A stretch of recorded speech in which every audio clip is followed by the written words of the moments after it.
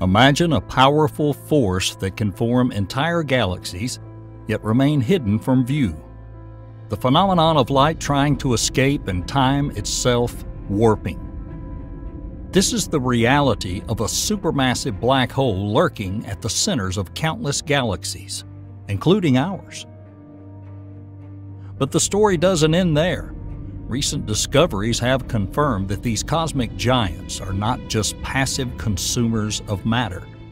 They influence the very structure of the universe, driving the formation of stars, shaping the evolution of galaxies, and even playing a crucial role in the creation of planets like Earth.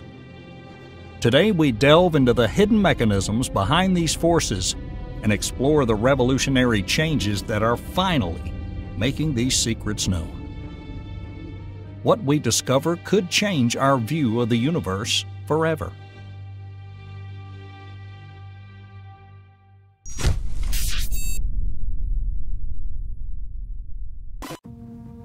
So first, let's make sure we're on the same page and discuss a bit of theory. Let's start with quasars, which serve as the energetic hearts of active galaxies in the universe. These luminous beacons, powered by supermassive black holes that absorb vast amounts of matter, outshine the collective light of all the stars in their host galaxies. In our case, however, a particular subset of quasars, known as red quasars, have attracted the special attention of astronomers. Unlike their bluer counterparts, red quasars are shrouded in cosmic dust, which plays a key role in their unique characteristics. The redness observed in these quasars is a direct effect of the dust that surrounds them. The dust absorbs shorter, blue wavelengths of light and lets in longer, red wavelengths. This phenomenon not only changes its appearance, but also enhances radio emission, as shown by recent studies using data from the Dark Energy Spectroscopic Instrument, or DESI, and LOFAR, which is a low-frequency array. A study by Victoria Fawcett and her team at Newcastle University has found that red quasars emit stronger radio signals than their dust-free blue counterparts. Intense streams of radiation emanating from the quasar collide with surrounding dust, exciting the molecules inside and causing them to emit radio waves. This interaction is key to understanding why red quasars are more radio loud. But why are these red quasars so important? The answer lies in their age and stage of evolution. Red quasars are thought to represent a younger phase of the life cycle of active galaxies. The dust enveloping them is not just an obstacle, it's a remnant of the galaxy's past, probably formed during a starburst event, a period of intense star formation caused by galaxy mergers or other dramatic interactions. As the supermassive black hole continues to feed, its streams gradually blow away this dusty veil, revealing in its place a blue quasar with a much fainter radio emission. This blowout phase refers to the evolution of a quasar from a dusty, radio-loud formation to a cleaner, bluer quasar with muted radioactivity. Observing red quasars gives astronomers a glimpse into the early stages of this transformation and provides valuable insights into the mechanisms that govern the evolution of galaxies. The discovery of thousands of red quasars by the Fawcett team underscores their importance in the cosmic landscape. These objects are not just rare anomalies, but crucial pieces of the puzzle in understanding how galaxies evolve. As supermassive black holes grow and evolve, so do their host galaxies, and the activity of quasars plays a central role in this dynamic process. Now that we understand the basics, we can easily continue our journey and delve deeper into the concept of the explosion phase and its impact on the evolution of galaxies.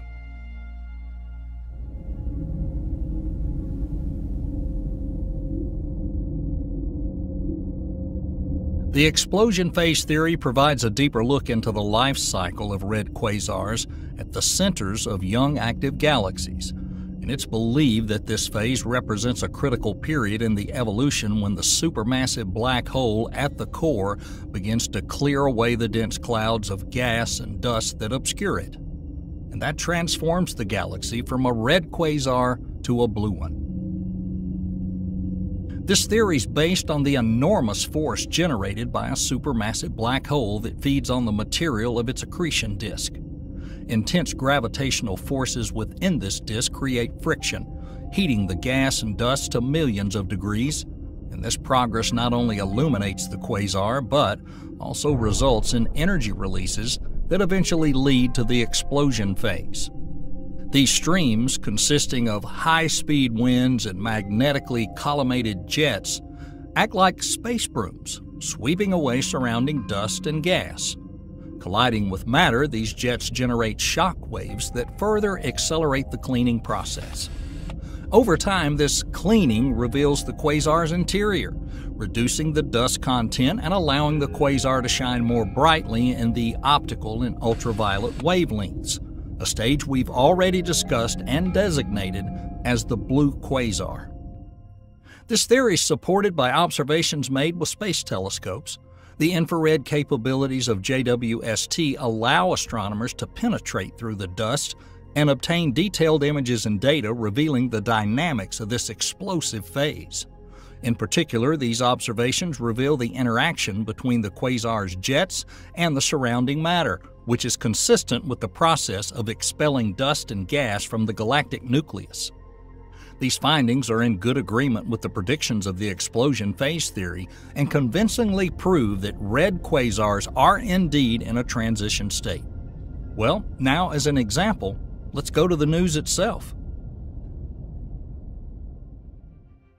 Not once, and here it is again, the James Webb Telescope has once again opened a new chapter in our understanding of the cosmos. Among its many discoveries, the case of the galaxy ESO 428 G14 stands out. Located about 70 million light-years away, it's an active galactic nucleus, or AGN, a region where the supermassive black hole at its center has a profound effect on the surrounding space. ESO 428 G14 is not just any galaxy. Its AGN is a source of intense radiation spanning the entire electromagnetic spectrum thanks to a supermassive black hole devouring matter at an extraordinary rate. This phenomenon generates enormous energy, making AGN one of the most luminous objects in the universe. But what has captivated astronomers in the recent discovery of shock features in the swirling clouds of dust and gas surrounding this black hole, an unexpected twist that's challenging our understanding of how these cosmic giants interact with their surroundings. The prevailing theory assumed that the energy heating the surrounding dust in the AGN came directly from the supermassive black hole itself. However, the JWST observations revealed something much more intriguing. The energy that heats the dust comes not only from the black hole's intense radiation, but also from violent interactions with jets of gas ejected at near light speed from the black hole's poles. These jets collide with the surrounding matter, creating what astronomers now call shocks. These impactors have been a revelation. Previously, scientists had argued about how AGNs transfer energy to their surroundings.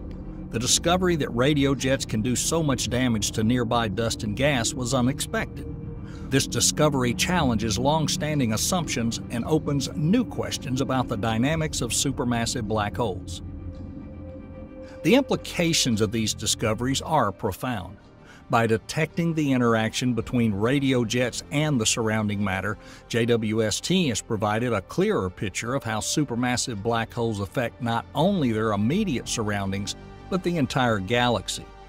These jets, previously thought to be mere byproducts of black hole activity, now seem to play a crucial role in shaping their surroundings, affecting the star formation rate and the overall structure of the galaxy. Thus, this phase is a crucial element in the complex interaction between supermassive black holes and their host galaxies. To better understand the impact of active galactic nuclei on the surrounding space, let's study feedback mechanisms that govern the interaction between supermassive black holes and their cosmic neighbors.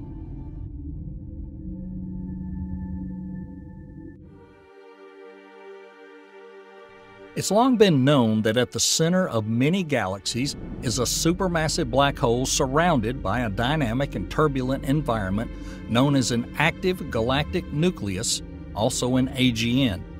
The AGN is a region of intense radiation and powerful energy flows, driven by an accretion disk, a swirling, chaotic structure of gas and dust that feeds the black hole.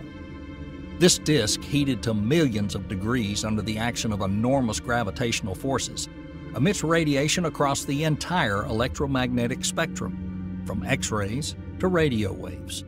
The accretion disk is not a homogeneous structure. It has distinct regions that behave differently depending on their proximity to the black hole.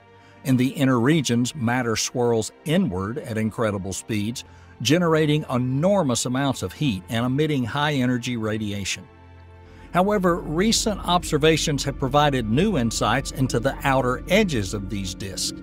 For the first time, astronomers have observed the outer edge of an accretion disk, providing a clearer picture of its size and structure. Using the James Webb Space Telescope and Gemini near-infrared spectrograph, researchers have detected emission lines in the near-infrared spectrum from the distant quasar 3Z002. These lines, extended by the Doppler effect, show the size of the accretion disk, confirming its vastness and the turbulent conditions within it. The study suggests that these emission lines occur when atoms in the disk absorb energy and go into an excited state, eventually returning to a lower energy state and emitting light. The unique double peak profile of these lines caused by the rotation of the disk allowed astronomers to measure the size of the disk and gave insight into the behavior of matter under the influence of a supermassive black hole. But the accretion disk is not the only actor in the AGN theater. From the poles of the accretion disk fly out radio jets, streams of charged particles accelerated to near light speed by the black hole's magnetic fields. These jets are not just byproducts, they're powerful forces shaping the environment around the AGN. Colliding with the surrounding dust and gas, they create the very shock waves that can affect the evolution of the entire galaxy. The interaction of these jets with the interstellar medium can trigger star formation in some regions and suppress it in others. This feedback mechanism, known as AGN feedback, plays a critical role in regulating galaxy growth. By enriching the surrounding gas with heavy elements or blowing it out, these jets can dictate the rate of galaxy growth, effectively controlling the balance between star birth and star death. In addition to jets, black holes exert their influence through tidal disruption events, or TDEs, when a star gets too close to a black hole and is torn apart by its gravitational forces. This process, often called spaghettification, causes the star to stretch out and shred, with some of the material falling into the black hole and the rest being ejected into space. Recent research has confirmed that not all stellar material is absorbed by the black hole. Instead, much of it flies away, forming a huge spherical cloud of gas that can obscure high-energy radiation, such as X-rays. This cloud, detected thanks to polarized light, provides a glimpse into the consequences of a TDE when a black hole's appetite leaves a visible mark on its surroundings. But this dust is not just small particles floating in a vacuum. It plays an important role in shaping our understanding of the universe and contains key information about the processes that govern the cosmos.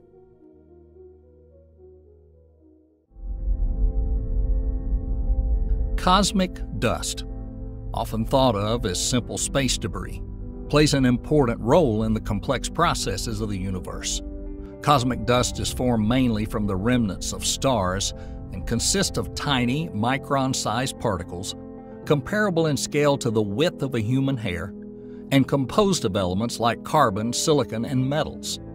These particles are produced not only by the phenomena discussed earlier, but also by various stellar events like supernova explosions, when dying stars eject their outer layers into space, or by the gentle shredding of matter by red giants late in their lives. The formation of cosmic dust is evidence of the life cycles of stars. In the case of supernovae, the intense explosion scatters heavy elements throughout space, which eventually cool and condense into dust grains. Similarly, red giants, as they expand and lose their outer layers, contribute to cosmic dust by slowly ejecting material into the interstellar medium. And this dust can subsequently be incorporated into new stars, planets, and even life, making it a critical component of cosmic recycling. But cosmic dust is not just a byproduct of stellar evolution. It has a profound effect on our observations of the universe. One of the most serious problems created by dust is its ability to obscure our view of celestial objects. Dust particles can scatter and absorb light, especially in the visible spectrum, which makes it difficult to see through dense clouds in areas such as the centers of galaxies or around active galactic nuclei. Such obscuration is particularly problematic when studying black holes and quasars, when the presence of dust can hide the most interesting features. However, as we already mentioned, JWST with its advanced infrared capability allows us to penetrate through that visible range of the spectrum. By observing in the infrared, JWST can detect heat emitted by the dust particles themselves, as well as light from objects hidden behind or within the cloud. As we continue to unlock the mysteries of space, the future's even more promising with the upcoming Nancy Grace Roman Space Telescope. It launches in 2027 and will complement JWST by offering a wider panoramic view of the universe, capturing infrared images 200 times larger than Hubble, but with the same level of detail. The Roman's wide field of view will allow it to collect an unprecedented amount of data, providing insights into billions of galaxies and helping to create a 3D model of the universe. This telescope will not only expand our understanding of cosmic dust and its role in the formation of galaxies, but also possibly answer some of the biggest questions in astrophysics, such as the nature of dark energy and the structure of the universe on the largest scales. Whether mapping the expansion of the universe or discovering new exoplanets, the future of space exploration holds endless possibilities. Thanks to revolutionary technologies, we're already on the verge of unlocking secrets that will change the way we think about the cosmos forever. Stay curious and look up, because the universe is full of mysteries waiting to be explored.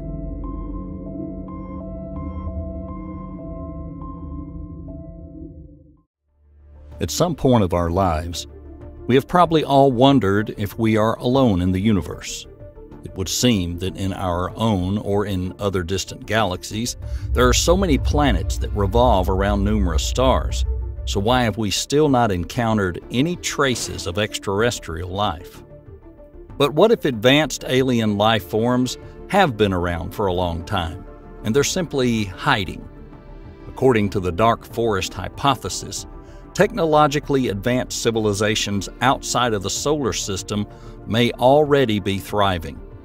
However, they have no intention of making contact because they are either cautious of potential attacks from other civilizations, or they may be indeed preparing to attack.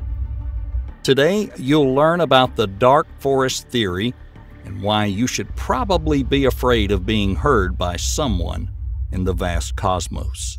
1. The Dark Forest Hypothesis, the author and original source. The author of the Dark Forest Hypothesis, DFH, is science fiction writer Liu Cixin. It's worth noting that this is not a scientific theory, and it's not based on any concrete evidence. In 2008, Liu Cixin published his successful fiction novel titled The Dark Forest. The Dark Forest theory was first outlined in this book. The gist of the theory is that every civilization on a cosmic scale seeks to obtain the resources necessary for its continued survival. Therefore, any extraterrestrial life hides in order to not be destroyed by another civilization. and also in order to be able to attack and ensure its own survival. So why is this theory called the dark forest hypothesis? In his novel, Liu Cixin compares this to precarious coexistence to a forest inhabited only by hunters. The author paints civilizations as metaphorical armed shooters in a dark forest, who silently move forward, afraid of being discovered by fellow hunters. If one hunter managed to find another, it's in their best interest to attack first before the enemy does the same. Based on this, we can name several ideas that are promoted by DFH. First one is that hypothetically, alien civilizations exist, but they are in hiding due to the risk of being attacked by others and losing acquired resources, such as inhabited planets. Within the construct of the dark forest hypothesis, survival as the basis of every civilization is known as the chain of suspicion. This phenomenon is caused by insufficient communication, which leads to mistrust as a direct result. The second idea is that a civilization that gives away its location by actively transmitting, say, radio signals, could be captured or destroyed by others for resources. The third concept is that fellowship in this type of system is exceedingly rare, since every civilization strives above all to survive through expansion. However, a treaty is possible if the terms are beneficial to both civilizations. Liu Cixin represents the universe as a battlefield for limited resources, where an alliance is practically impossible. Finally, it's important to note that in Liu Cixin's hypothesis, these hunters are analogous to civilizations with a high level of technological advancement. Therefore, if any civilization is not sufficiently developed to announce itself in space, it will either go unnoticed or it may become easy prey. 2. DFH is an answer to the Fermi paradox. As you may already know, in 1950, famous physicist Enrico Fermi, when discussing the phenomenon of flying saucers with his colleagues, unexpectedly asked, "Where is everyone?" referring to examples of extraterrestrial life, which marked the beginning of the famous Fermi paradox. We discussed it in detail in this video on our channel.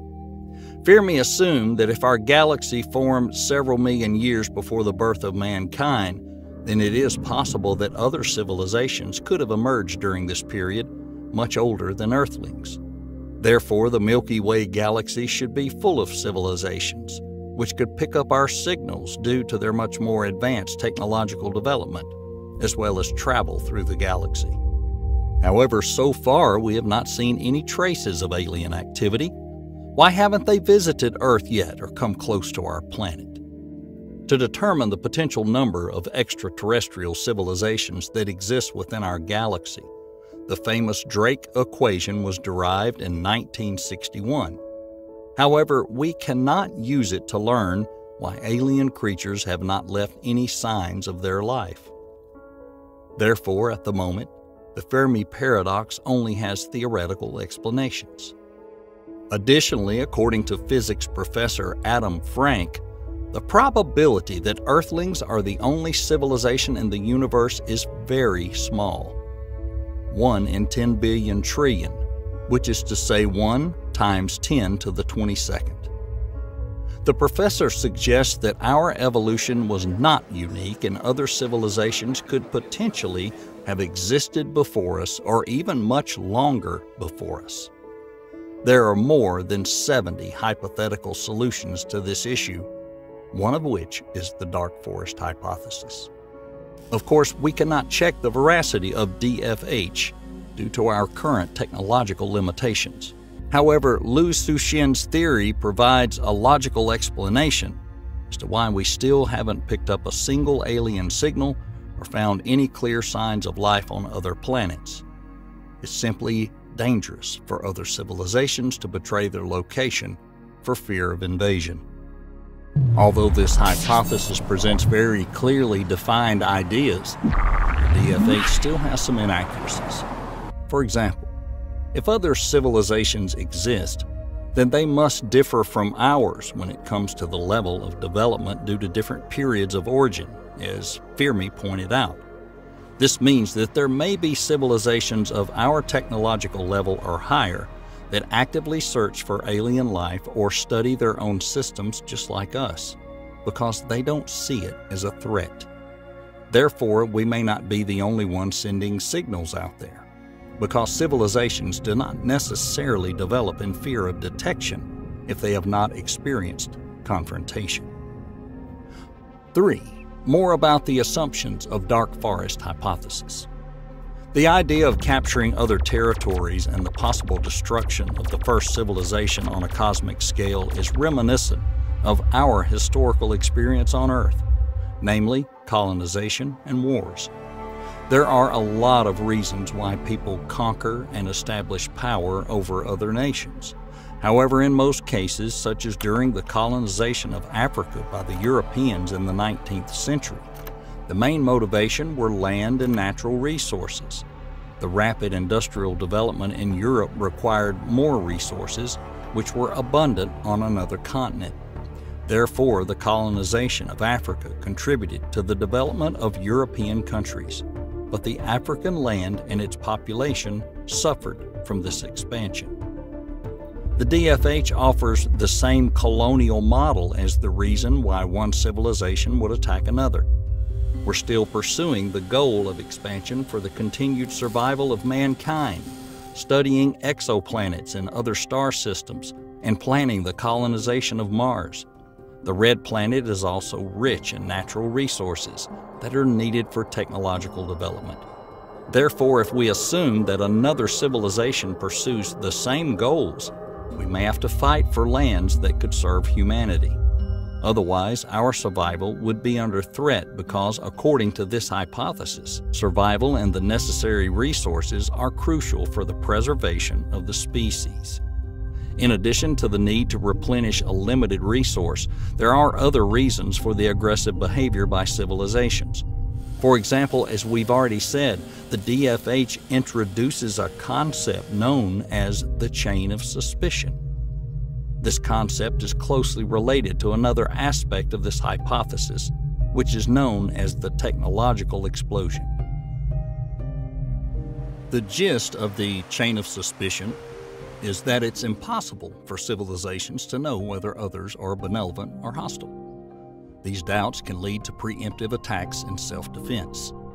According to the researcher Chao Yu, this chain can only emerge between civilizations with the same level of technological development, since they can likely objectively assess their own and other people's capabilities. Thus, if there is a significant gap in their respective levels of development, the chain cannot be formed. Technological explosion describes the ability of cosmic civilizations to make rapid scientific and technological leaps.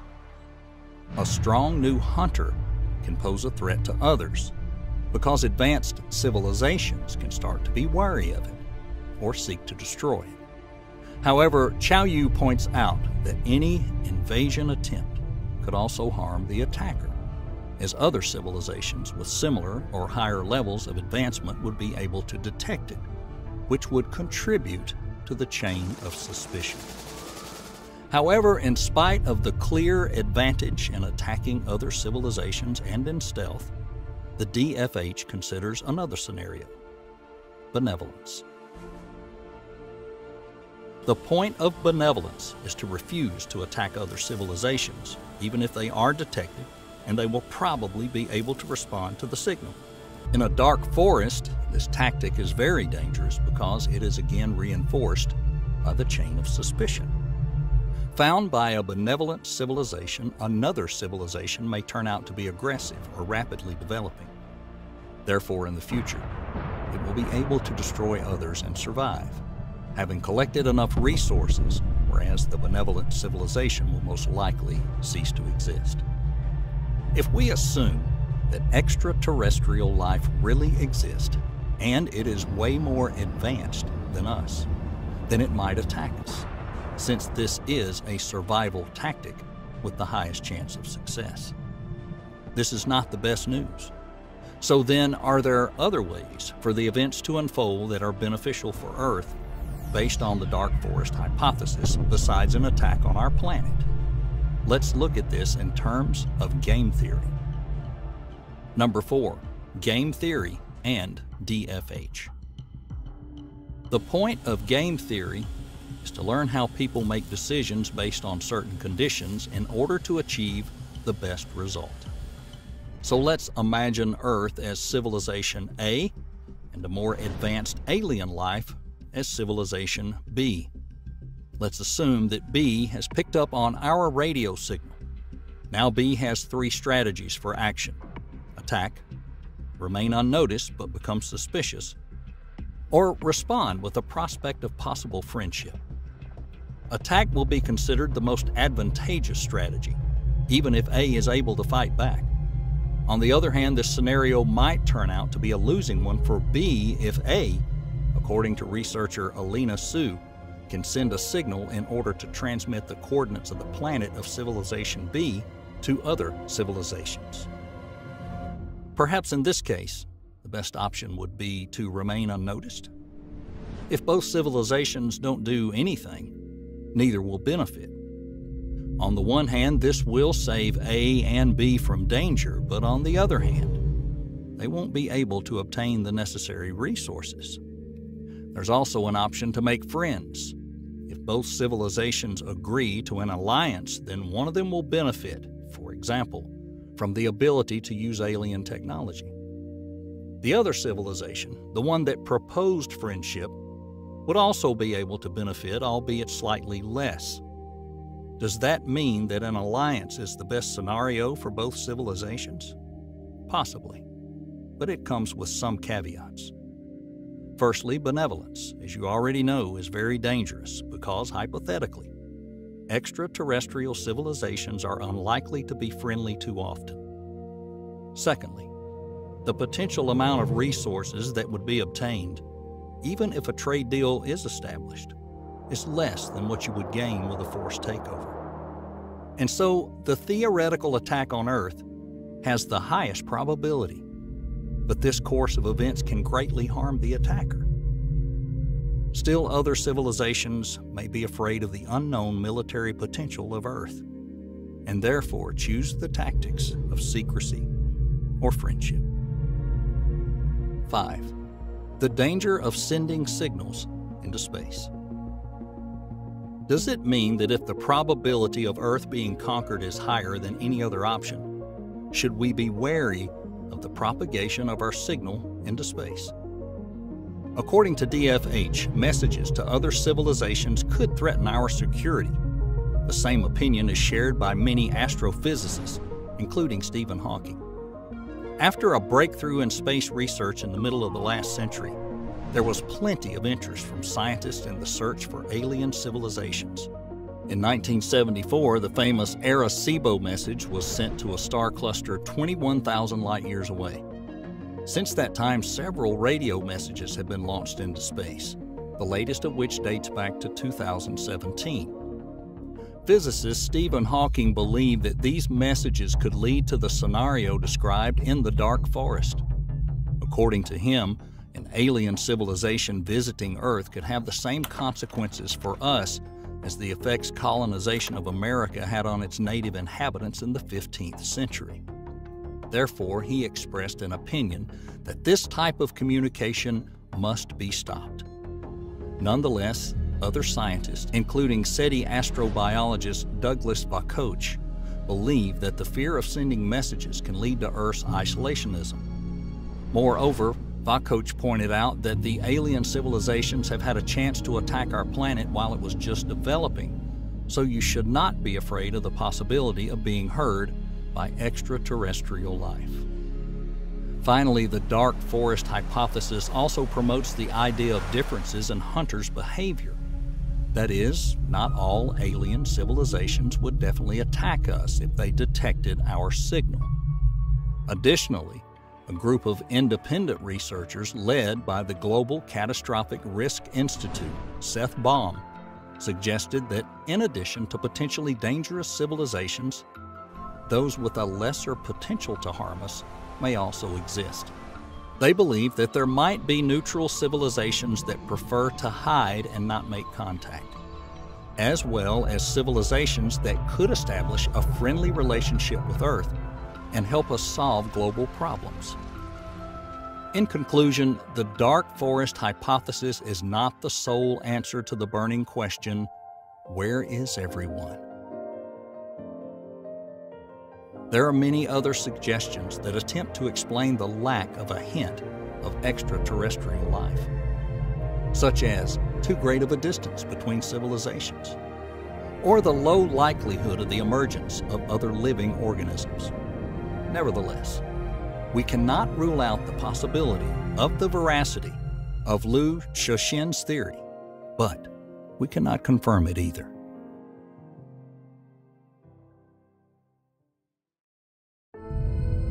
Approximately 13.8 billion years ago, a singularity, an entity of infinite density and gravity, arose that quickly swelled and cooled, giving birth to our universe. This event is known to us as the Big Bang. However, speculation about such things does not provide answers, but only generates more and more questions. What was there before the Big Bang? Is there even a before in the universe, where time itself was born out of this primordial explosion? Are we the last chapter in an endless cycle of cosmic death and rebirth?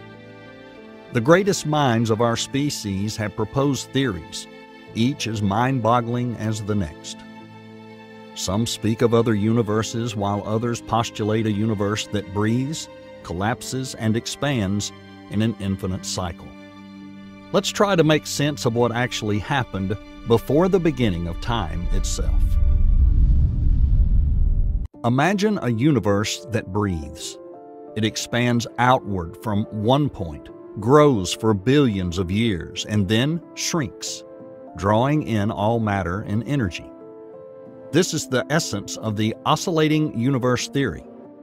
This model assumes that our universe is just one phase in an endless cycle of expansion and contraction, a cosmic dance that has neither beginning nor end.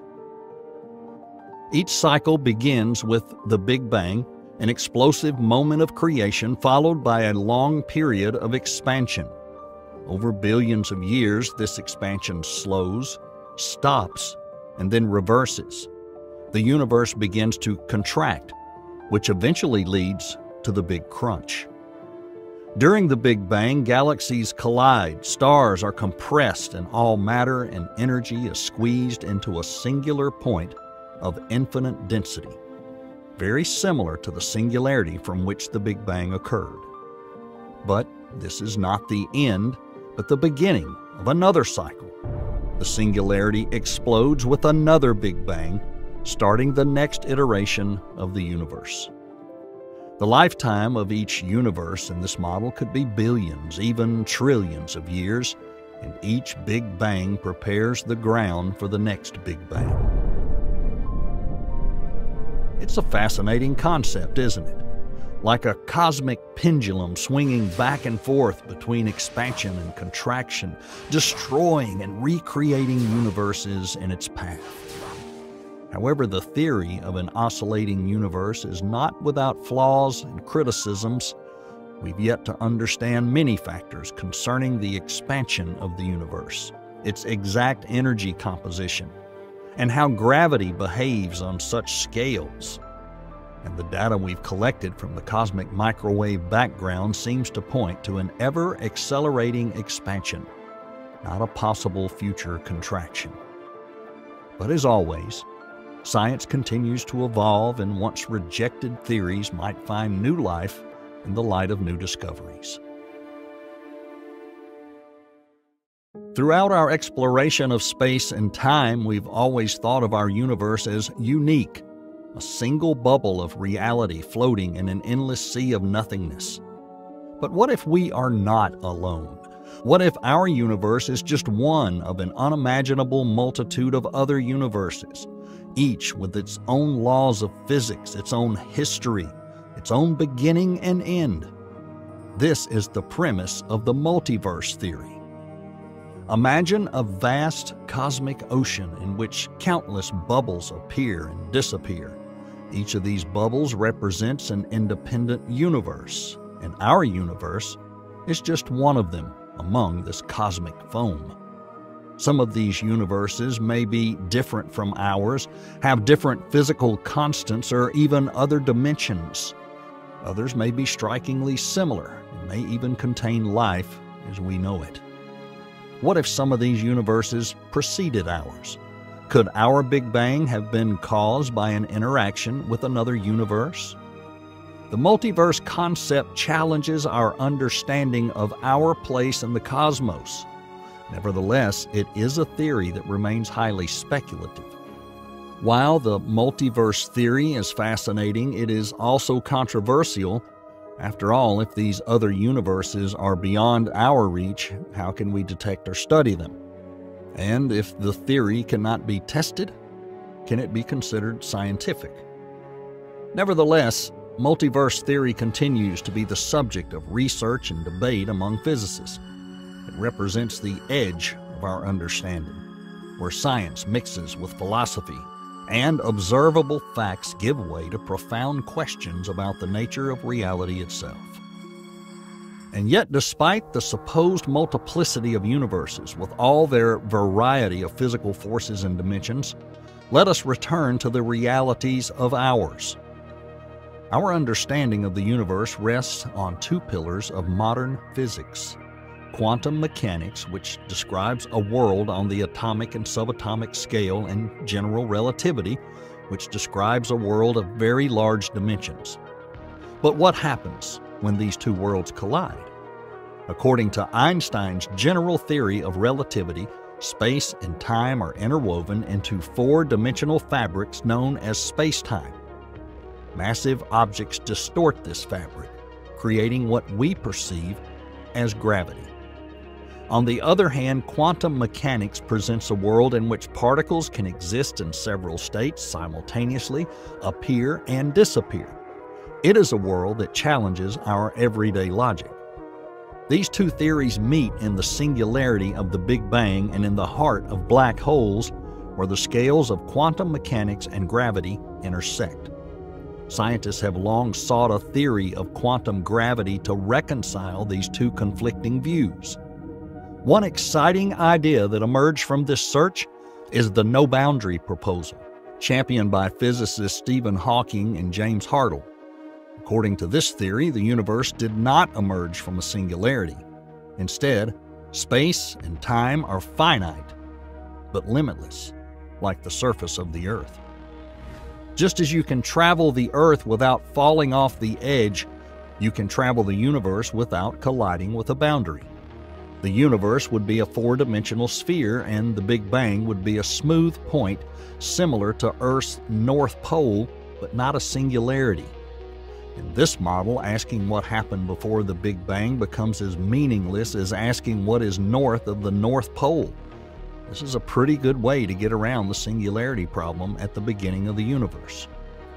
Like the other theories we've discussed, the no-boundaries proposal is not without criticism and is still the subject of ongoing research.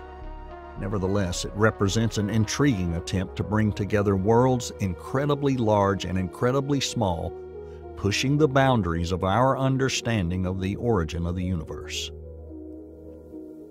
Now let's look into the field of string theory, a theoretical framework in which the fundamental building blocks of the universe are not particles but one-dimensional entities called strings. Each string can vibrate at different frequencies, and these different vibrations produce different particles. Electrons, quarks, photons, all of them can be strings just singing on different notes. But string theory doesn't stop there. It also predicts the existence of more than 3 spatial dimensions with which we are familiar. These additional dimensions may be compacted or hidden from our perception, but nevertheless fundamentally affect the fabric of reality. In the context of our topic, one variant of the string theory, the pre-Big Bang scenario, or as it's also called, the ekpyrotic model, suggests that our universe may have been created by the catastrophic collision of two multiverse worlds or branes. What happens after such a collision? The two branes bounce off and apart only to come together gravitationally and collide again billions of years later, perhaps creating another universe. So what was there before the Big Bang? Well, in this model, it could have been another universe similar to ours, existing on a brane parallel to ours. And yet, string theory itself, although incredibly elegant and capable of combining quantum mechanics and gravity, has no empirical evidence. And as we already know, such things are very difficult to verify. But what if we choose a different approach? Instead of looking for a universe that preceded ours, what if we reconsider the very notion of nothingness? When we think of a vacuum, we often imagine absolute nothingness. But in the world of quantum mechanics, the vacuum is far from empty. This is a bubbling soup of particles and antiparticles that spontaneously arise and then destroy each other. This phenomenon is called vacuum fluctuations. The vacuum fluctuation model, also known as the quantum fluctuation model, suggests that our universe may have originated from one of these vacuum fluctuations. A tiny bubble of false vacuum could have inflated into the universe due to the principles of quantum mechanics. Such a bubble, due to phase transition or quantum tunneling, would begin to expand rapidly, and its edges would be pushed outward by negative pressure. Inside this bubble, false vacuum energy could be transformed into matter, giving rise to stars, galaxies, and eventually, you and I. So, what was there before the Big Bang? In the vacuum fluctuation model, it could have been a quantum vacuum, a sea of short-lived particles and antiparticles, and our universe was just one random bubble that managed to grow into something bigger. Now, while the vacuum fluctuation model is an exciting possibility, it also raises difficult questions. For example, why did this particular bubble expand while others did not? And how do we reconcile the idea of an eternal quantum vacuum with the apparent age of our universe? But as we delve deeper into the world of quantum physics, we find that it holds more intriguing possibilities. One of these possibilities is related to the field of research that combines quantum mechanics with cosmology. That brings us to the next model, the Big Bounce theory. Imagine a universe that expands, contracts, then bounces back elastically. That's the basic idea of the Big Bounce theory. Instead of a singularity in which all the laws of physics cease to exist, the Big Bounce theory argues that our universe may have been born from the remnants of an earlier contracting universe. In this model, the universe is not compressed into singularity. Instead, because of quantum effects, it returns to a very small size and begins to expand again, leading to what we now call the Big Bang. This theory, like the oscillating universe theory, postulates a universe with no beginning and no end, but with an infinite cycle of expansion, contraction, and rebirth. In this way, it circumvents the singularities that plague the other models. However, unlike the oscillating universe theory, the Big Bounce focuses specifically on the transition point, the bounce between contraction and expansion. So how does quantum mechanics fit into this? Quantum effects are thought to play a significant role on the very small scales at which rebound can occur. According to quantum mechanics, particles can tunnel through barriers even if they have no classical energy to do so. Some theories suggest that the universe could use a similar quantum tunneling effect to bounce from a contracting state to an expanding one. Again, this theory is highly speculative and faces significant problems, both theoretical and observational.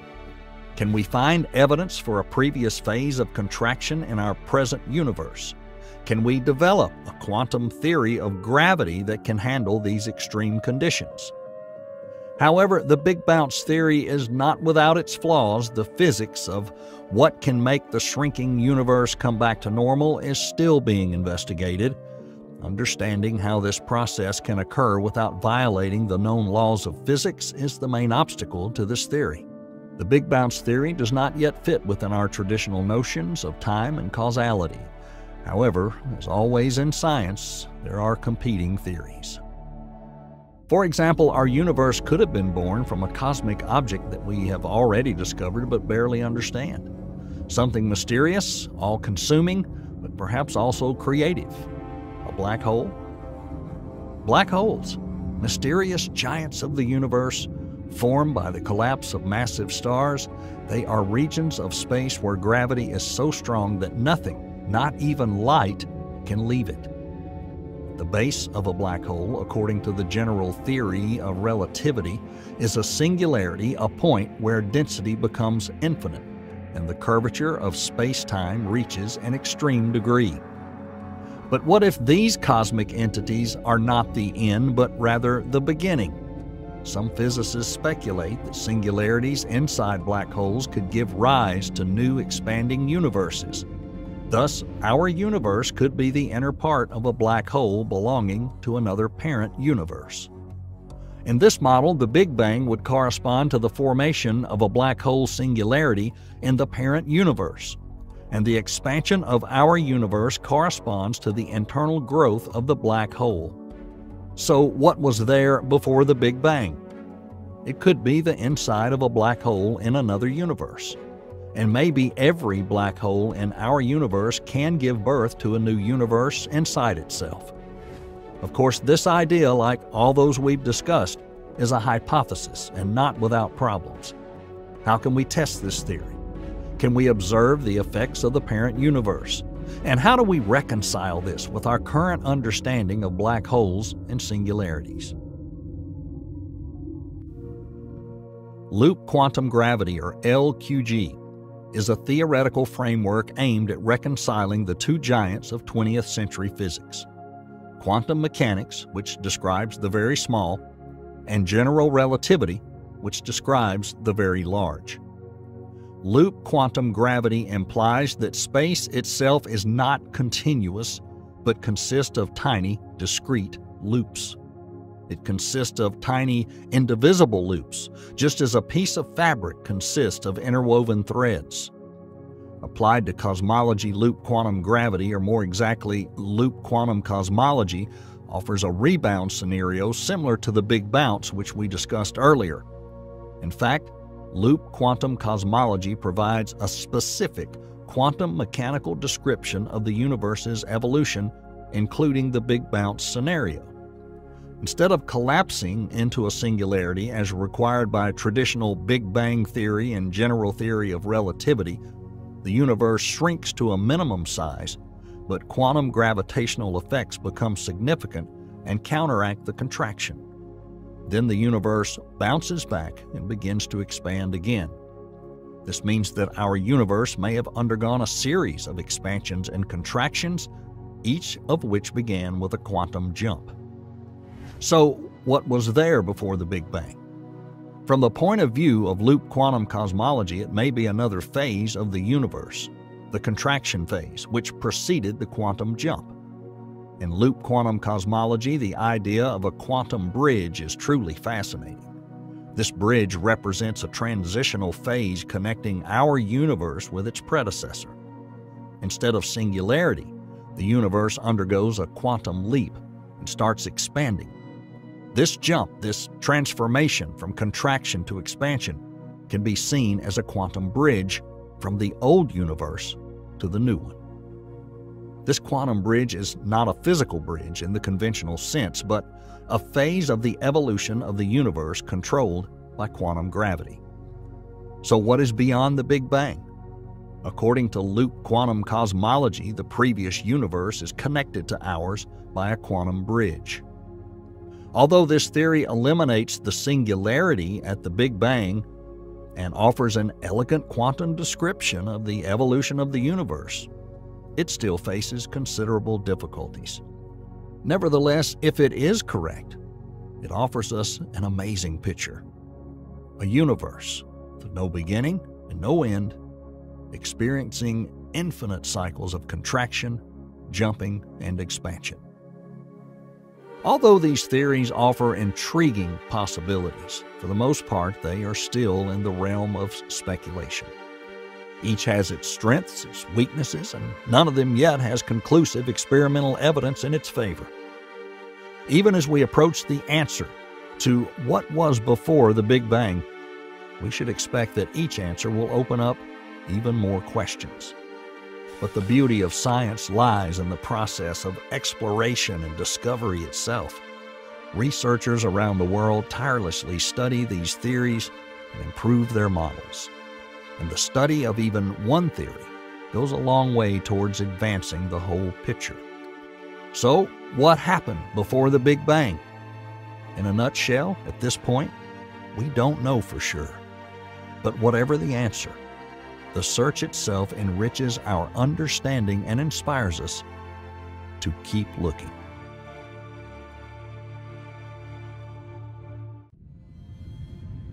In the vast expanse of space among countless stars and galaxies, there is a whisper, the whisper of a distant star that's traveled light years to reach us here on Earth.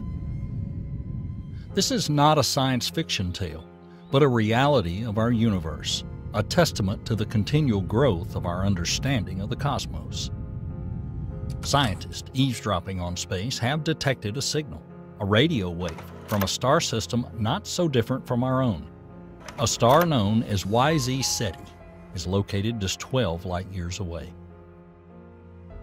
But it's not just any signal. This signal carries a potential signature of a magnetic field very similar to the one that protects our own planet. The magnetic field that may envelop a rocky Earth-sized exoplanet orbiting YZ Ceti. What could it mean? Could this distant world be more like our own than we've ever imagined? And what could it tell us about the search for life beyond our solar system?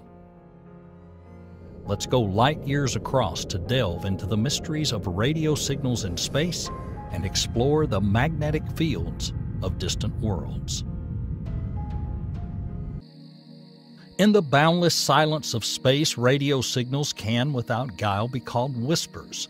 But what are these signals and how do they propagate over such vast distances in space? Radio signals are a type of electromagnetic radiation, just like light, X-rays, or microwaves. They're generated by a variety of sources, from stars and galaxies to artificial satellites and spacecraft.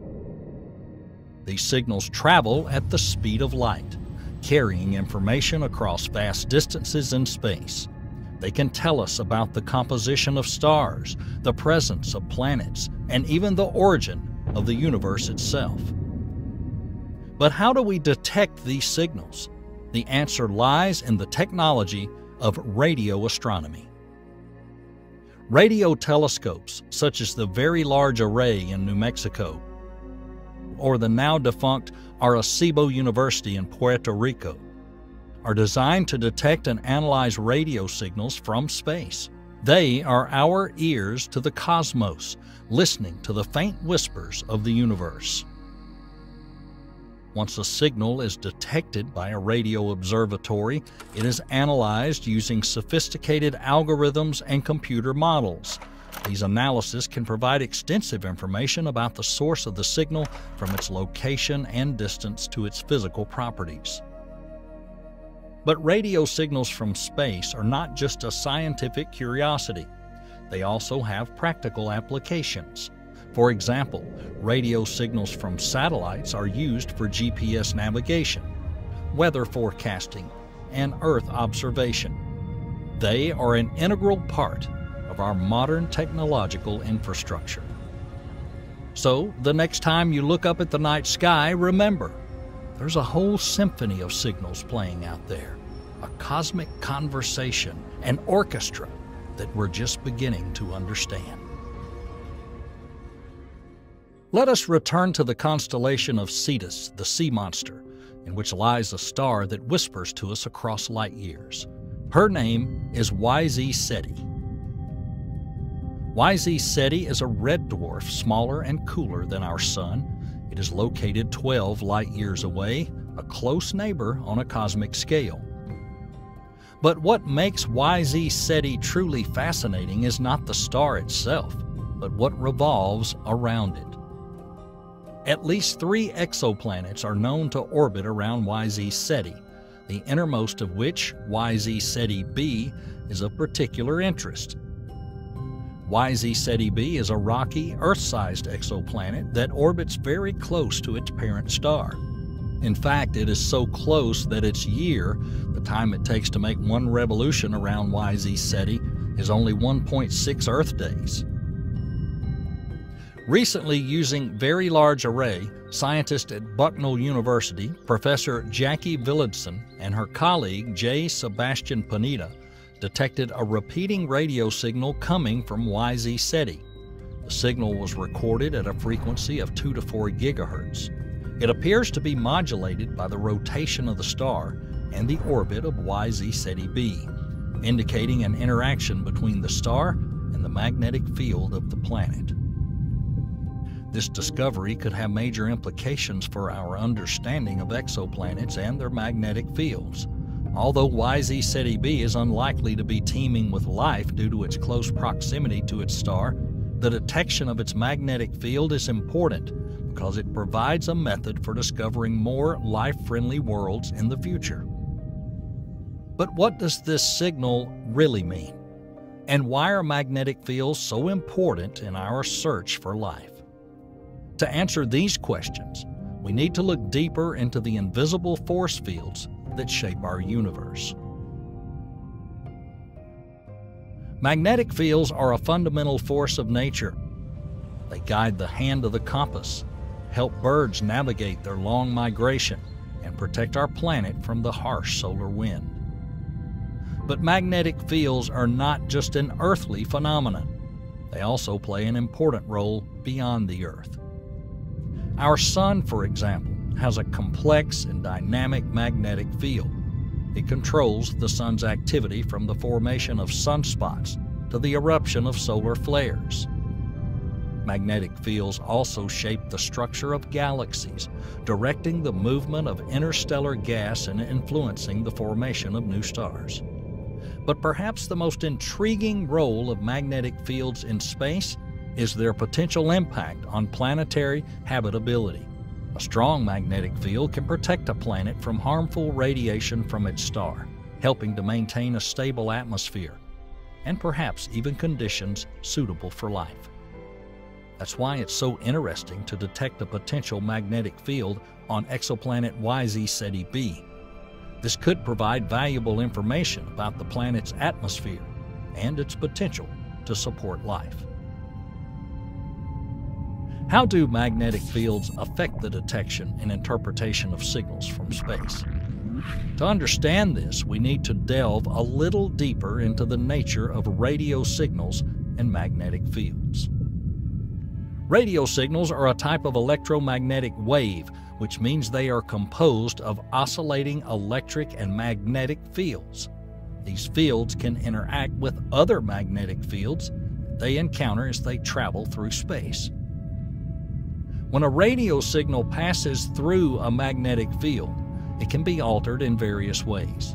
Its direction can be changed, a phenomenon known as deflection. Its polarization, or the orientation of its electric field, can be rotated. Its frequency, in other words, the number of waves passing through a point in a given time, can be shifted.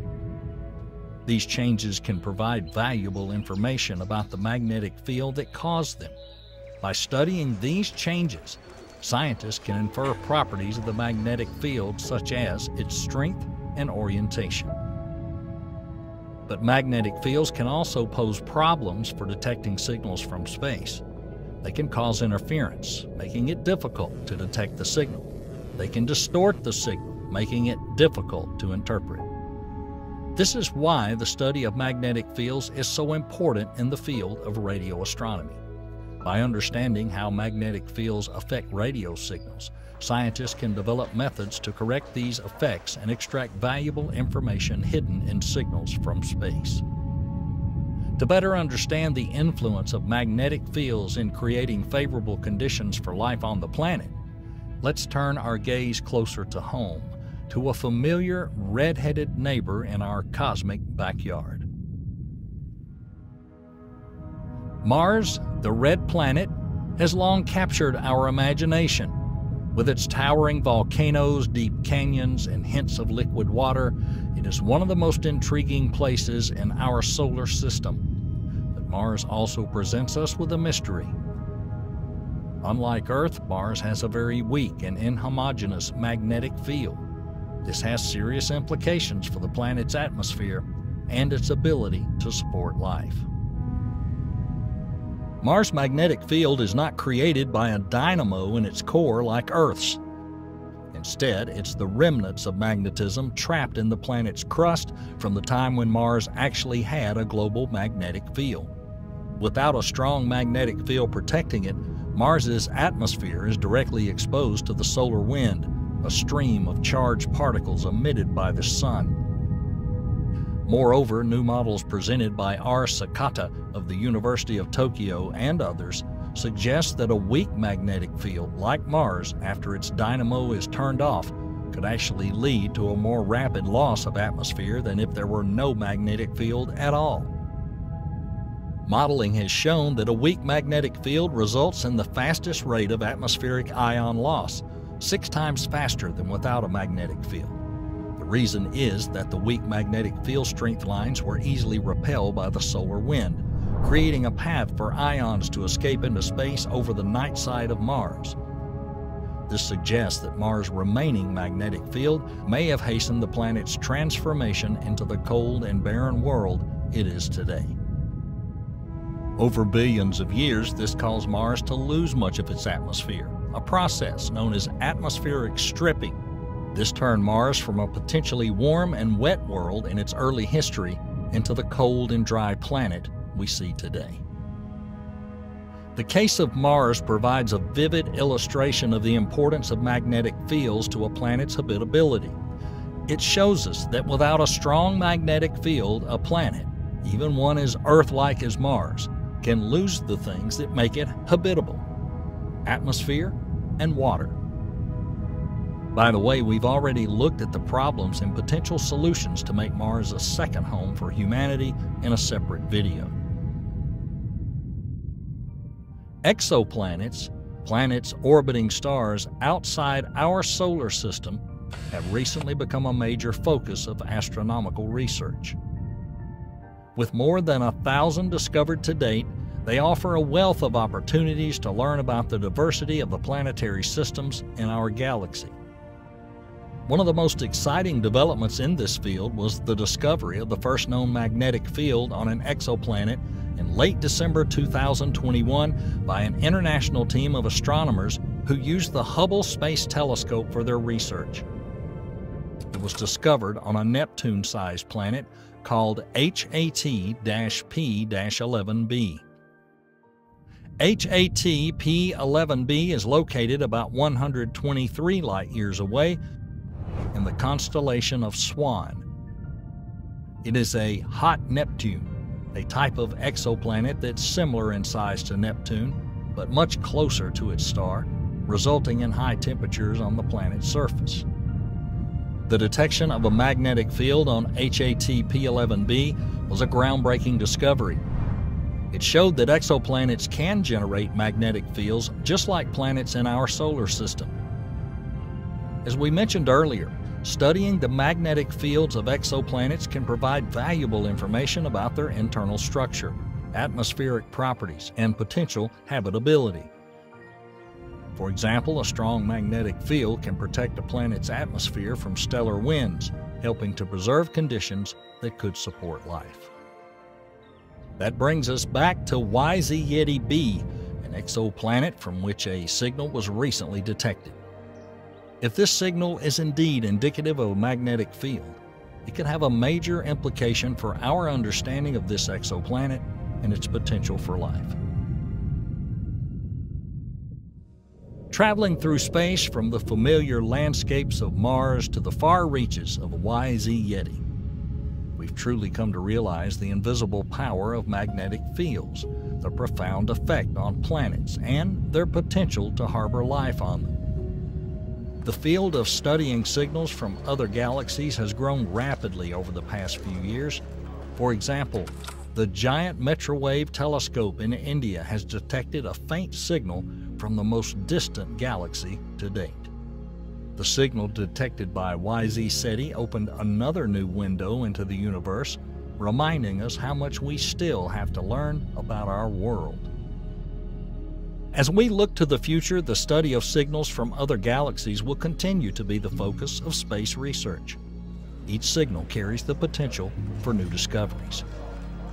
So when we look up at the night sky, let's remember that we're not just looking at stars and galaxies. We're looking at a universe filled with unseen forces, whispered signals, and hidden possibilities. And as we continue to listen and explore, who knows what we might discover next?